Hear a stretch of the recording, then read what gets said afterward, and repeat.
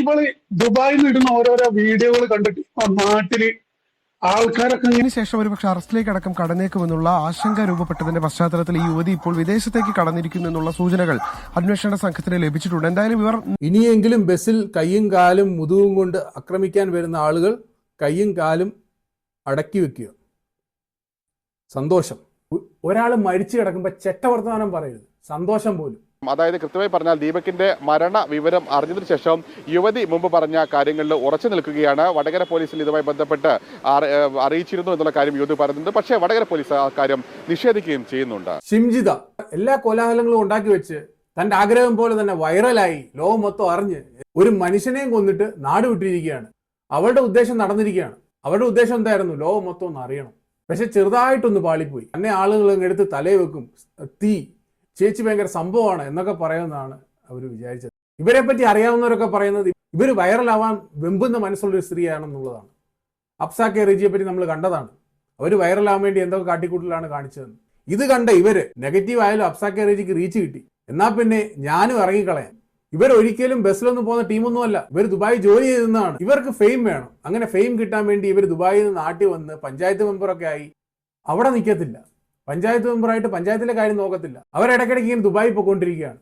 നാട്ടുകാർക്കൊക്കെ വളരെ നല്ല അഭിപ്രായമാണ് ഇവരെ പറ്റി. അങ്ങനെ കുറച്ച് ഫെയിം കിട്ടാൻ നാട്ടിൽ വന്ന് പഞ്ചായത്ത് മെമ്പറൊക്കെ ആയി 2025 അവരുടെ പീരീഡ് കഴിയുന്നു. അങ്ങനെ ഇരിക്കുകയാണ് ഇവർ. ഇനി എന്തൊക്കെ ചെയ്യാം, ഇനി വൈറലാവാൻ എന്തൊക്കെ ചെയ്യാം, കുറെയൊക്കെ ചെയ്തു നോക്കി. ഒരു ലോറി ഡ്രൈവർ തുപ്പി എന്ന് പറഞ്ഞുകൊണ്ടൊരു കണ്ടന്റ് ഇട്ടിട്ടുണ്ടായിരുന്നു. പിന്നെ ഡയറ്റിങ്ങിനെ പറ്റി കുറെ കണ്ടന്റുകളൊക്കെ ഇട്ടിട്ടുണ്ടായിരുന്നു. ഒരു പഴം തിന്നുന്ന വീഡിയോ ഒക്കെ ഉണ്ട്. അതൊക്കെ ഇപ്പൊ അക്കൗണ്ട് ലോക്ക് ആയതുകൊണ്ട് കാണാൻ പറ്റുന്നില്ല. താൻ പറയുന്ന എല്ലാം സത്യസന്ധമായിട്ട് പറയുന്നു എന്ന് പറയുന്ന വ്യക്തി എന്തിനാണ് ഈ അക്കൗണ്ടുകളൊക്കെ ലോക്ക് ആക്കിയിരിക്കുന്നത്? ഇൻസ്റ്റാഗ്രാം അക്കൗണ്ട് കാണാനില്ല, ഫേസ്ബുക്ക് അക്കൗണ്ട് കാണാൻ. വൈറലാവാനല്ലേ ആഗ്രഹിച്ചത്? നല്ല രീതിയിൽ വൈറലായില്ലേ? പിന്നെ എന്തിനാണ് നിങ്ങൾ ഈ അക്കൗണ്ടുകളൊക്കെ ലോക്ക് ആക്കിയിട്ട് നാട് വിട്ടിരിക്കുന്നത്? അപ്പം പറഞ്ഞു വന്നത്, ഇവർക്ക് ബസ്സിൽ പോകേണ്ട ഒരാവശ്യവുമില്ല. ഇങ്ങനെ വൈറലാവാൻ തപ്പി നടന്നപ്പോൾ അപ്സ കെ റിജിയുടെ കണ്ടന്റ് കാണുന്നു. ഓ, ഇപ്പം ബസ്സാണ് ട്രെൻഡ്. അങ്ങനെ ഇവർ ബസ്സുകൾ തപ്പി നടക്കുകയാണ്. എങ്ങനെ വൈറലാവാം. അങ്ങനെ തപ്പിക്കൊണ്ടിരുന്ന സമയത്താണ് ഈ പാവം മനുഷ്യൻ അതിനകത്ത് പോയി പെടുന്നത്. എനിക്ക് സ്ത്രീകളോടാണ് ചോദിക്കാനുള്ളത്. നിങ്ങളോട് ആരെങ്കിലും മോശമായിട്ട് പെരുമാറി കഴിഞ്ഞാൽ നിങ്ങൾ എങ്ങനെയായിരിക്കും പ്രതികരിക്കുന്നത്? ഒന്നുകിൽ അവിടെ ചപ്പക്കുറ്റി നോക്കി ഒരെണ്ണം കൊടുക്കും, അല്ലെങ്കിൽ അവിടെ നിന്ന് മാറിക്കിടാൻ അങ്ങോട്ടെന്ന് പറഞ്ഞിട്ട് ദേഷ്യപ്പെടും. ഇവരെന്താണ് ചെയ്യുന്നത്? ഒന്നിടിച്ചാട്ടെ എന്ന് പറഞ്ഞ് അങ്ങോട്ട് പോവുകയാണ്. ആദ്യം ഇവർ വലത്തേക്ക് ഒരു വീഡിയോ എടുക്കുന്നു. അവിടെ നിന്ന് നോക്കുമ്പോൾ ആ മനുഷ്യൻ കുറച്ച് ദൂരെയാണ്, ആംഗിൾ സെറ്റ് ആവുന്നില്ല. അങ്ങനെയൊക്കെ ട്രൈ നോക്കുന്നുണ്ട്, പക്ഷെ ഒന്നും നടക്കുന്നില്ല. പിന്നെ അവസാനം ആ പുള്ളി ഇറങ്ങാൻ നേരമാണ് ഇടത്തെ കയ്യിൽ മൊബൈൽ വെച്ചുകൊണ്ടൊരു വീഡിയോ എടുക്കുന്നത്. അന്നേരം ആംഗിൾ സെറ്റാണ്. എന്നിട്ട് അത് മാത്രമല്ല, ഇവർ എഡിറ്റിംഗ് പുഴയെ പോയിരുന്നിട്ട് നല്ല രീതിയിൽ ഒരു എഡിറ്റിംഗ് അങ്ങ് നടത്തിയിട്ടുണ്ട്. സ്ലോ മോഷനൊക്കെ ഇട്ട് ആംഗിളൊക്കെ സെറ്റാക്കി പോയി ഇടിക്കത്തക്ക രീതിയിൽ അവിടെ സ്ലോ മോഷൻ. എന്തിനിത്? നിങ്ങളൊരാൾ മോശമായി പെരുമാറി നിങ്ങൾ വീഡിയോ എടുത്തിട്ടുണ്ടെങ്കിൽ ഉടനെ തന്നെ നിങ്ങൾ പബ്ലിഷല്ലേ ചെയ്യുക. അങ്ങനെയാണ് സാധാരണ രീതിയിൽ ഒരാൾ ചെയ്യുന്നത്. അല്ലാതെ റൂമിലൊക്കെ പോയിരുന്ന് കുത്തിയിരുന്ന് എഡിറ്റൊക്കെ ചെയ്ത് അങ്ങനെ ആയാലും ചെയ്യൂ. അതിൽ നിന്ന് തന്നെ നിങ്ങളുടെ കള്ളത്തരം മനസ്സിലാവും.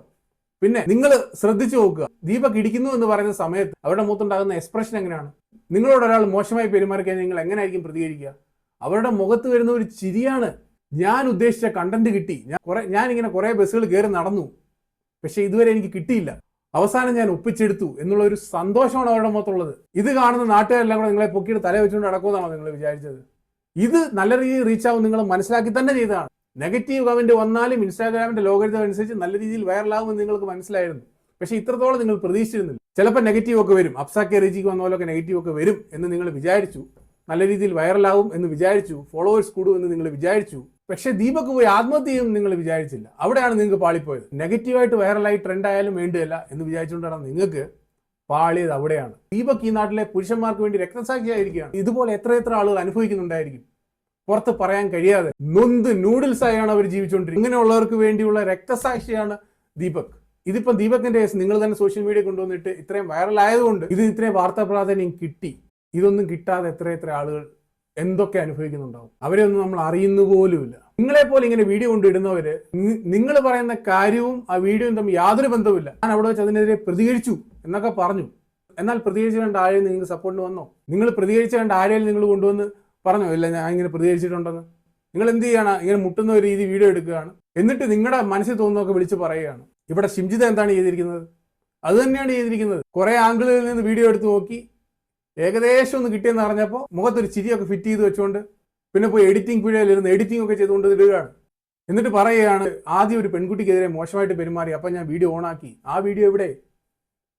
ആ പെൺകുട്ടി എവിടെ? ആ പെൺകുട്ടി നിങ്ങൾക്ക് സപ്പോർട്ടായിട്ട് വന്നോ? ആ ബസ്സിലുണ്ടായിരുന്ന ആരെങ്കിലും നിങ്ങൾക്ക് സപ്പോർട്ടായിട്ട് വരുന്നുണ്ടോ? പിന്നെ നിങ്ങൾ വടകര പോലീസ് സ്റ്റേഷനിലുള്ള ഒരു പോലീസ് കൂട്ടുകാരനോട് ഈ കാര്യമൊക്കെ പറഞ്ഞിരുന്നു. പക്ഷേ ആ പോലീസുകാർ അത് നിഷേധിച്ചിരിക്കുകയാണ്. അതിലോട്ട് നമ്മൾ വരുന്നുണ്ട്. അതിനു മുമ്പ് നിങ്ങൾ പറയുന്നു ആ മനുഷ്യൻ ഇറങ്ങി ഓടി. എവിടെ ഓടി വീഡിയോ? നിങ്ങൾ വീഡിയോ എടുത്തോണ്ടിരിക്കുവല്ലേ? നിങ്ങൾ ഈ പറയുന്ന കഥയും നിങ്ങൾ കാണിക്കുന്ന വീഡിയോയും തമ്മിൽ യാതൊരു ബന്ധമില്ല. എന്തായാലും നിങ്ങളെപ്പറ്റി നാട്ടുകാർക്കൊക്കെ നല്ല മതിപ്പാണ്. നിങ്ങൾ മെമ്പറായിട്ടൊക്കെ ഇരുന്നിട്ടൊക്കെ ഉള്ളതാണ്. ആ മെമ്പറായിരുന്ന സമയത്തുള്ള നിങ്ങളുടെ പ്രവർത്തനത്തെ പറ്റിയൊക്കെ അവർക്ക് കുറെ പറയാനുണ്ട്. ഒരു നാട്ടുകാരൻ്റെ ഓഡിയോ നമുക്ക് കേട്ടിട്ട് തിരിച്ചു വരാം. പരിധി വിട്ടാട്ടെ നടന്നപ്പോ അങ്ങനെ ദുബായിൽ പോയി. നമ്മൾ കേട്ടത് കാരണം ഞങ്ങളെ മെമ്പറേനി, ഞങ്ങളെ വാർഡ് മെമ്പറേനി, അരീക്കോട് പഞ്ചായത്ത് 16-ാം വാർഡ് മെമ്പറേനി. അങ്ങനെ ഇവള് ദുബായിക്ക് പോയപ്പോ അന്ന് ഞങ്ങൾ പറഞ്ഞാണ് ഇവളെ പാർട്ടിയിൽ നിന്ന് പുറത്താക്കണം, കാരണം ഇവളെ ഇത് പോക്ക് ശരിയല്ല എന്ന് പറഞ്ഞപ്പോ അന്ന് നമുക്ക് അരീക്കോട് പഞ്ചായത്തിൽ 8-9 ഇതിൽ നിൽക്കുകയാണ്. അപ്പൊ ഓള് പോയി കഴിഞ്ഞാൽ പിന്നെ എന്താവും അവിടെ 8-8. അപ്പൊ പഞ്ചായത്ത് പ്രശ്നം അറിയാൻ സാധ്യതയുണ്ട്. അപ്പൊ ലാസ്റ്റ് ഒരു വർഷത്തിന്റെ ടൈമിൽ ഓള് രാജിക്കത്ത് എഴുതി കൊടുത്തിട്ട് ഓള് പോയി. അങ്ങനെ പിന്നീട് ഇവള് ദുബായിൽ നിന്ന് ഇടുന്ന ഓരോരോ വീഡിയോകൾ കണ്ടിട്ട് നാട്ടില് ആൾക്കാരൊക്കെ ഇങ്ങനെ, ഞാൻ ഒരു പ്രാവശ്യം നാട്ടിൽ പോയ ടൈമില് അവിടുത്തെ ഒരു ഏപ്പിക്കാർ വീഡിയോ വന്നിട്ട് എനിക്ക് കൊണ്ടുവരുന്നത് അത് എക്സിറ്റ് കണ്ടുവച്ചാൽ അപ്പൊ ഞങ്ങളിത് കണ്ട് ഞങ്ങളിതിന്റെ മുമ്പ് തന്നെ പറഞ്ഞാണ് മെമ്പറെ ഇതൊക്കെ. ഞാൻ പറഞ്ഞു എനിക്കറിയാം സിഞ്ചത്തിന്റെ വീഡിയോ അല്ലേ, ഞാൻ കണ്ടതാണ്, ഞങ്ങൾക്കറിയാം കാര്യം, ഞങ്ങൾ പറഞ്ഞതാണ്, പക്ഷെ ഒന്നും ചെയ്യാൻ പറ്റാത്ത അവസ്ഥയിലാണ് ഇപ്പൊ എന്ന് പറഞ്ഞു. ഓള് രാജിക്കൂല. അങ്ങനെ ചുരുക്കി പറഞ്ഞ ഓളിപ്പോ ഉള്ളത് എന്ന് പറഞ്ഞാൽ നിലവിലുള്ള ഓരോ അവസ്ഥ ഞങ്ങളോട് കേട്ടിക്കൊണ്ടെന്നാണ്. വടകര ഉള്ളതാണ് ഓള്. ഓള് ഭർത്താവായിട്ടൊക്കെ തെറ്റി 6 മാസമായിട്ട് ഓളെ നാട്ടിലാണുള്ളത്, ഞങ്ങളവിടെ അല്ല. അങ്ങനെ രാജിക്കത്ത് എഴുതി കൊടുത്ത് പോയി. ഒരു കൊല്ലം കഴിഞ്ഞാലേക്ക് ഓളെ മാപ്പിള കൊണ്ടുപോയിട്ട് രാജിക്കത്ത് സെക്രട്ടറിക്ക് കൊടുത്ത് അതിൽ ഇവള് രാജിക്കത്ത് സ്വീകരിച്ചു എന്നൊക്കെ പറഞ്ഞിട്ട് തോന്നി ഓള് നേരെ സെക്രട്ടറിക്ക് വിളിച്ചു. ഞാൻ നാട്ടിലില്ലാതെ എന്റെ കത്ത് എങ്ങനെ നിങ്ങൾ സ്വീകരിക്കുക, ഞാൻ കേസ് കൊടുക്കും, പണി ഔട്ട് ആവുകൊണ്ട് പിൻവലിച്ചു പറഞ്ഞു. സെക്രട്ടറി അത് പിൻവലിച്ചു. കേട്ടല്ലോ, ഇവളുടെ ഹസ്ബൻഡും വിട്ടുപോയതാണ്. ഇവള് ഫെമിനിസ്റ്റൊക്കെ കളിച്ചിങ്ങനെ നടക്കുകയാണ്. എനിക്കൊന്ന് വൈറലാവണം, എനിക്കൊന്ന് ഫെയിം ആവണം, അതിനുവേണ്ടി ഇങ്ങനെ നടക്കുകയാണ്. ആരെങ്കിലും മെമ്പറായിട്ട് ദുബായിൽ പോയിരുന്ന് ഭരിക്കാറുണ്ടോ? ഇവിടെ മെമ്പറായിരുന്നുകൊണ്ട് അവർ ഫുൾ ടൈം ദുബായിലാണ്. ദുബായിൽ പോയി അവിടെ ഇരുന്ന് പലതരം റീലുകളും പലതരം പരിപാടികളുമാണ്. അതിലോട്ട് നമ്മൾ കൂടുതൽ കടക്കുന്നില്ല. ഒരാളുടെ ക്യാരക്ടർ അസസിനേഷൻ ചെയ്യുന്നില്ല. പക്ഷേ ഇവർ കാട്ടിക്കൂട്ടുകളിനെ പറ്റിയാണ് ഈ വ്യക്തി പറയുന്നത്. ഇതൊക്കെ കേൾക്കുമ്പോൾ അത്ര വെടിപ്പായിട്ട് തോന്നുന്നില്ല. നിങ്ങൾ റീച്ചിന് വേണ്ടി എന്ത് കാട്ടിക്കൂട്ടലും കാട്ടിക്കൂട്ടിക്കോ, പക്ഷെ ഒരു മനുഷ്യന്റെ മണ്ടയ്ക്ക് കയറിക്കൊണ്ടാവരുത്, ഒരു മനുഷ്യനെ തേജോധം ചെയ്തുകൊണ്ടാവരുത്. ഇതുമായിട്ട് ബന്ധപ്പെട്ട ഒരു വാർത്ത കൂടെ നമുക്കൊന്ന് കാണാം. ദുഃഖത്തിലായിരുന്നു. അതിന് പിന്നാലെ ജീവനൊടുക്കുകയും ചെയ്തു. അതുകൊണ്ട് തന്നെ ഈ മരണത്തിന് ഉത്തരവാദി എന്ന് പറയുന്നത് യുവതിയാണ്. അതുകൊണ്ട് യുവതിക്കെതിരെ കൊലക്കുറ്റത്തിന് അടക്കം കേസെടുക്കണം എന്നുള്ള ആവശ്യമാണ് ഇപ്പോൾ കുടുംബം മുന്നോട്ട് വെക്കുന്നത്. അതിന്റെ അടിസ്ഥാനത്തിലാണ് ഇപ്പോൾ ഈ പരാതിയുമായി ഇപ്പോൾ കമ്മീഷണർ സമീപിക്കുകയും പരാതി നൽകുകയും ചെയ്തിരിക്കുന്നത്. ഏതായാലും കമ്മീഷണർ തുടർ നടപടി സ്വീകരിക്കുമെന്ന് ഉറപ്പ് നൽകിയതായിട്ടും കുടുംബം പറയുന്നുണ്ട്. അതിനുശേഷം ഇനി DGPക്കും അതുപോലെ തന്നെ മനുഷ്യാവകാശ കമ്മീഷനും ഉൾപ്പെടെ ഈ പരാതി നൽകുമെന്നുള്ളതാണ് കുടുംബം പറയുന്നത്. നിയമ നടപടികളുമായി ഏതറ്റം വരെയും മുന്നോട്ട് പോകും എന്നും കുടുംബം ആവർത്തിക്കുന്നു. എന്നാൽ ഈ സംഭവവുമായി ബന്ധപ്പെട്ടുകൊണ്ട് നിലവിൽ അസ്വാഭാവിക മരണത്തിനാണ് മെഡിക്കൽ കോളേജ് പോലീസ് കേസ് എടുത്തിരിക്കുന്നത്. സ്വാഭാവികമായിട്ടും പരാതി ലഭിച്ചു കഴിഞ്ഞാൽ അതിന്റെ ആദ്യ ഘട്ടം എന്നുള്ള നിലയിൽ ഈ പരാതി പരിശോധിക്കും.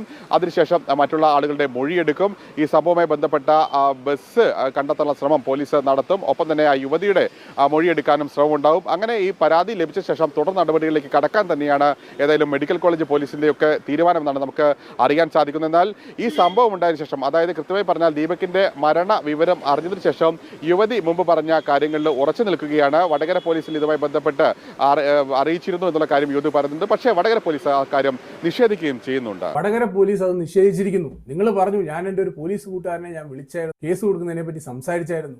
എവിടെ കേസ്? എവിടെ? നിങ്ങൾ പറഞ്ഞ കൂട്ടുകാരൻ എവിടെ? ബസ്സിലുണ്ടായിരുന്ന കണ്ടക്ടർ എവിടെ? ഡ്രൈവർ എവിടെ? അവിടെ കൂടിയിരുന്ന ആരേലും ഉണ്ടോ? ഒരു വ്യക്തിയെ കൊണ്ടുവരാൻ പറ്റുമോ? കൊണ്ടുവരാൻ പറ്റില്ല. അതുകൊണ്ട് തന്നെ നിങ്ങൾ നാട് വിട്ടു. നിങ്ങൾ ഉണ്ടായിരുന്ന വീട്ടിൽ നിന്നും നിങ്ങൾ ഒളിച്ചോടി. വളരെ മോശമായി പോയി. ഇതിന് കടുത്ത ശിക്ഷ ഉണ്ടായിരിക്കണം. ഇല്ലെങ്കിൽ ഇതുപോലെയുള്ള ആളുകൾ ഇനിയും വരും. ഇവർക്ക് ശിക്ഷ കിട്ടുമെങ്കിൽ മാത്രമേ ഇതുപോലെയുള്ള സംഭവങ്ങൾ ഇനി നടക്കാതിരിക്കൂ. ഇവരെ നാട് വിട്ടു. ഇവരെ അങ്ങനെ വിട്ടു കഴിഞ്ഞാൽ ഇനി ഇതുപോലെ ആളുകൾക്ക് ചെയ്യാം. എന്തെങ്കിലുമൊക്കെ ചെയ്ത് കണ്ടന്റ് ഉണ്ടാക്കുക, വൈറലാകുക. എന്നിട്ട് എന്തെങ്കിലും പ്രശ്നമാകുമ്പോൾ നാട് വിട്ടാൽ മതിയല്ലോ. എന്ത് എളുപ്പമായ കാര്യങ്ങൾ. അന്വേഷണ സംഘം ഇന്നലെ വടകരയിലെ വീട്ടിലെത്തി യുവതിയുടെ മൊഴി വിശദമായി രേഖപ്പെടുത്തിയിരുന്നു. അതിനു പിന്നാലെയാണ് പോലീസ് കേസെടുക്കുന്ന സാഹചര്യം ഉണ്ടായത്. ഇതിനുശേഷം ഒരുപക്ഷെ അറസ്റ്റിലേക്ക് അടക്കം കടന്നേക്കുമെന്നുള്ള ആശങ്ക രൂപപ്പെട്ടതിന്റെ പശ്ചാത്തലത്തിൽ ഈ യുവതി ഇപ്പോൾ വിദേശത്തേക്ക് കടന്നിരിക്കുന്നു എന്നുള്ള സൂചനകൾ അന്വേഷണ സംഘത്തിന് ലഭിച്ചിട്ടുണ്ട്. എന്തായാലും ഇവർ ഇന്നലെ മൊഴിയെടുത്ത വീട്ടിൽ നിലവിലത്തെ സാഹചര്യത്തിൽ അവരില്ല. അതുകൊണ്ട് തന്നെ വിദേശത്തേക്ക് അവർ കടന്നു എന്നുള്ള ചില സൂചനകൾ അന്വേഷണ സംഘത്തിന് ലഭിച്ചിട്ടുണ്ട്. ഇതുമായി ബന്ധപ്പെട്ട അന്വേഷണങ്ങൾ പോലീസ് ഇപ്പോൾ നടത്തിക്കൊണ്ടിരിക്കുകയാണ്. കൂടുതൽ പേരുടെ മൊഴികളടക്കം രേഖപ്പെടുത്തി. ആ ബസ്സിൽ ആ സമയം ഉണ്ടായിരുന്ന ആളുകൾ, ജീവനക്കാർ തുടങ്ങിയവരുടെയൊക്കെ മൊഴികൾ വിശദമായി രേഖപ്പെടുത്തി ഈ കേസ് മുന്നോട്ട് കൊണ്ടുപോകുക തന്നെയാണ് പോലീസ്. ആദ്യഘട്ടത്തിൽ പോലീസിന്റെ ഭാഗത്തുനിന്ന് കേവലം ഇതൊരു ആത്മഹത്യാ കേസാക്കി ഒതുക്കി തീർക്കുന്നതിന് വേണ്ടിയിട്ടുള്ള ശ്രമങ്ങൾ ഉണ്ടായിരുന്നു. BJP നേതാക്കളൊക്കെ വലിയ വിമർശനം ഈ വിഷയത്തിൽ ഉന്നയിക്കുന്ന കാഴ്ചയും നമുക്ക് കാണാൻ കഴിയുമായിരുന്നു. എന്നിരിക്കെ പിന്നീട് ഈ വളരെ ശക്തമായ സമ്മർദ്ദം, മാധ്യമങ്ങളുടെ അടക്കം ഭാഗത്തു നിന്ന് വലിയ സമ്മർദ്ദം ഉണ്ടായതിന്റെ പശ്ചാത്തലത്തിൽ പോലീസിന് മറ്റ് നിക്കക്കള്ളിയില്ലാതെ ഇന്നലെ വൈകിട്ട് ഈ വീട്ടിലെത്തി ദീപകിന്റെ മാതാവിന്റെ ഒക്കെ മൊഴി വിശദമായി രേഖപ്പെടുത്തുകയും ചെയ്തിരുന്നു. ഈ പശ്ചാത്തലത്തിലാണ് ഇപ്പോൾ ഇന്നലെ ഒരേ സമയം, അതായത് വീട്ടിലെത്തി ദീപകിന്റെ മാതാവിന്റെയും പിതാവിന്റെയും മൊഴി രേഖപ്പെടുത്തുന്ന അതേ സമയം തന്നെ വടകരയിലെ യുവതിയുടെ വീട്ടിലെത്തി അവരുടെ മൊഴിയും മെഡിക്കൽ കോളേജ് SHO രേഖപ്പെടുത്തിയിരുന്നു. അതിന് പിന്നാലെയാണ് പോലീസ് ഇവരുടെ മൊഴി എടുക്കാൻ വീട്ടിലെത്തിയതാണ്. അന്നേരം അവിടെ ഉണ്ടായിരുന്നു. ആ സമയത്ത് സ്വാഭാവിക മരണത്തിന് മാത്രമായിരുന്നു കേസ് ഉണ്ടായിരുന്നത്. ഞങ്ങളുടെ ഭാഗത്തുനിന്നുള്ള പ്രശ്നവും മീഡിയക്കാരുടെ എല്ലാവരുടെ സമ്മർദ്ദം വന്നപ്പോൾ കേസ് അങ്ങ് മാറുകയാണ്. ആത്മഹത്യാ പ്രേരണ കുറ്റം ചുമത്തി കേസാവുകയാണ്. അപ്പോൾ അവരവിടെ നിന്ന് സ്കൂട്ടാവുകയാണ്. അവിടെയാണ് ഞാൻ പറഞ്ഞത്, ഇവരുദ്ദേശിച്ച പോലെ കാര്യം നടന്നില്ല. ഇവരുദ്ദേശിച്ചു സ്വാഭാവിക മരണമായിട്ടൊക്കെ അങ്ങ് പോകും, നമുക്ക് പ്രശ്നമൊന്നും ഉണ്ടാവത്തില്ല എന്ന് വിചാരിച്ചുകൊണ്ടിരുന്ന ഇവർ ആത്മഹത്യാ പ്രേരണ കുറ്റം ചുമത്തിയപ്പോൾ ഉടനെ എസ്കേപ്പ് ആവുകയാണ്.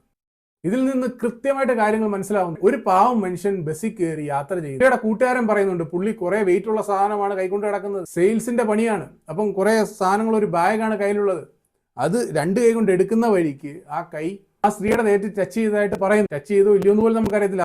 അവരെടുത്തിരിക്കുന്ന വീഡിയോ വെച്ച് നോക്കുമ്പോൾ ടച്ച് ചെയ്തതായിട്ട് കാണിക്കുന്നു. അതൊക്കെ എഡിറ്റ് ചെയ്ത് സ്ലോ മോഷനിലൊക്കെയാണ് കാണിക്കുന്നത്. എന്നാലും കൈ ടച്ച് ചെയ്യുന്ന പോലെ തോന്നുന്നു. പക്ഷേ പുള്ളി ആ ബാഗ് എടുക്കുന്ന രണ്ട് കൈ കൊണ്ട് എടുക്കുന്ന രീതിയിലാണ് ആ വീഡിയോയിൽ കാണാൻ പറ്റുന്നത്. രണ്ട് കൈ ഒരേപോലെയാണ് ഉള്ളത്. അല്ലാതെ ഒരു കൈ താന്ന് മറ്റേ കൈ കൊണ്ട് ഇങ്ങനെ ഇടിക്കുകയല്ല ചെയ്യുന്നത്. രണ്ട് കൈ ഒരേപോലെയാണുള്ളത്. ആ പുള്ളി വീഡിയോ എടുക്കുന്നത് അറിയുന്ന പോലും ഇല്ല, അല്ലെങ്കിൽ വീഡിയോ എടുക്കുന്നത് എന്തിനാന്ന് പോലും അറിയുന്നില്ല. അത്രയും സ്വാഭാവികമായിട്ടാണ് പുള്ളി പെരുമാറുന്നത്. ഇവര് പറയുന്നത് ഒരു പ്രൂഫും ഇല്ലതാനും. അങ്ങനെ ഒരു മനുഷ്യനെ സോഷ്യൽ മീഡിയ കൊണ്ടുവന്നിട്ട് തേജോവധം ചെയ്ത് കൊന്നിട്ട് നാട് വിട്ടാൽ മതി. ഈ സ്ത്രീയെ വെറുതെ വിടാൻ പാടില്ല. ഇത് ആദ്യത്തേതും അവസാനത്തേതും സംഭവമായിരിക്കണം. ഇനി ഇതുപോലൊരു സംഭവം ഉണ്ടാവരുത്. അതിന് കർശന നടപടി ഉണ്ടാവണം. പിന്നെ അമ്മയെ തല്ലിയാലും ഉണ്ട് രണ്ട് പക്ഷം എന്ന് പറയുന്ന പോലെ കുറെ സ്ത്രീ സംരക്ഷകരെല്ലാം കൂടെ വരുമല്ലോ. പക്ഷെ ഈ പ്രാവശ്യം അങ്ങനെ വരുന്ന ആളുകൾ കുറവാണ്. പക്ഷെ ഒരിക്കലെതിരെ നീന്തി കഴിഞ്ഞ് കഴിഞ്ഞാൽ ഫെയിം ഉണ്ടാവുമെന്ന് മനസ്സിലാക്കിയ ഒരു വ്യക്തി ഇവർക്ക് സപ്പോർട്ടുമായിട്ട് വന്നിട്ടുണ്ട്. നിങ്ങൾക്കൊക്കെ അറിയായിരിക്കും, ഇങ്ങനത്തെ ഉള്ള കേസുകളിലൊക്കെ തല കൊണ്ടിടുന്ന ഒരു ടീമാണ്.